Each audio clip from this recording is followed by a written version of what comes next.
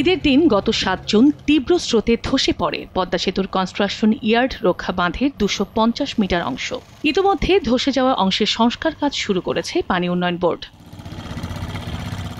বুধবার ওই স্থান পরিদর্শনে যান অন্তর্বর্তী সরকারের ২ উপদেষ্টা। এ সময় অর্থ উপদেষ্টা ডক্টর সালেউদ্দিন আহমেদ জানান, পদ্মা সেতুর কাছাকাছি ভাটিতে থাকা কনস্ট্রাকশন ইয়ার্ড রক্ষা বাঁধ সহ আশপাশের এলাকার ভাঙন রোধে স্থায়ী বাঁধ নির্মাণ করা হবে।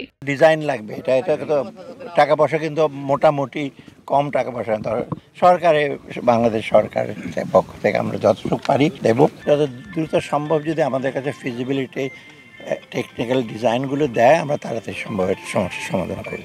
আর সড়ক পরিবহন ও সেতু এবং রেলপথ মন্ত্রণালয়ের উপদেষ্টা ফাউজুল কবির খান বলেছেন, নদী ভাঙন রোধে অবৈধ বালু উত্তোলন বন্ধে প্রয়োজনে সেনাবাহিনী ও কোস্ট গার্ডের সহযোগিতা নেওয়া হবে।